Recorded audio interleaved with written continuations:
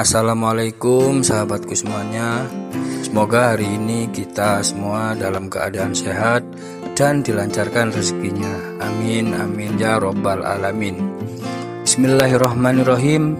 Hadirin yang terhormat dan berbahagia, mari kita simak kisah Abu Nawas berikut ini. Karena dianggap hampir membunuh Baginda, maka Abu Nawas mendapat celaka. Dengan kekuasaan yang absolut, Baginda memerintahkan prajurit-prajuritnya langsung menangkap dan menyeret Abu Nawas untuk dijebloskan ke penjara. Waktu itu Abu Nawas sedang bekerja di ladang karena musim tanam kentang akan tiba. Ketika para prajurit kerajaan tiba, ia sedang mencangkul. Dan tanpa alasan yang jelas mereka langsung menyeret Abu Nawas sesuai dengan titah Baginda. Abu Nawas tidak berkutik, kini ia mendekam di dalam penjara. Beberapa hari lagi kentang-kentang itu harus ditanam. Sedangkan istrinya tidak cukup kuat untuk melakukan pencangkulan. Abu Nawas tahu bahwa tetangga-tetangganya tidak akan bersedia membantu istrinya sebab mereka juga sibuk dengan pekerjaan mereka masing-masing. Tidak ada yang bisa dilakukan di dalam penjara kecuali mencari jalan keluar. Seperti biasa Abu Nawas tidak bisa tidur dan tidak enak makan. Ia hanya makan sedikit. Sudah 2 hari ia meringkuk di dalam penjara. Wajahnya murung. Hari ketiga Abu Nawas memanggil seorang pengawal. "Bisakah aku minta tolong kepadamu?" kata Abu Nawas membuka pembicaraan. "Apa itu?" kata pengawal itu tanpa gairah. "Aku ingin pinjam pensil dan selembar kertas. Aku ingin menulis surat untuk istriku. Aku harus menyampaikan sebuah rahasia penting yang hanya boleh diketahui oleh istriku saja." Pengawal itu berpikir sejenak lalu pergi meninggalkan Abu Nawas. Ternyata pengawal itu menghadap Baginda Raja untuk melapor.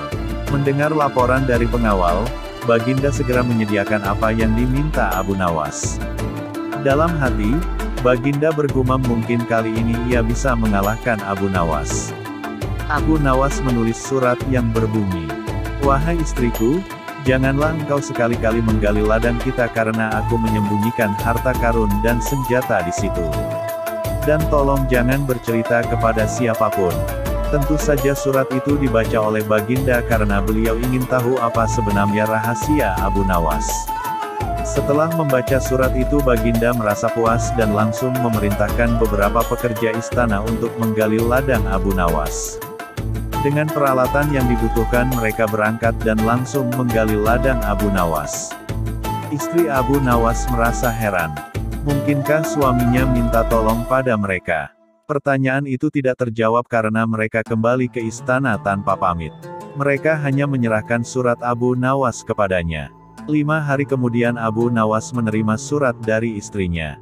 Surat itu berbunyi, "Mungkin suratmu dibaca sebelum diserahkan kepadaku. Karena beberapa pekerja istana datang ke sini 2 hari yang lalu, mereka menggali seluruh ladang kita. Lalu apa yang harus kukerjakan sekarang?" Rupanya istrinya Abu Nawas belum mengerti muslihat suaminya.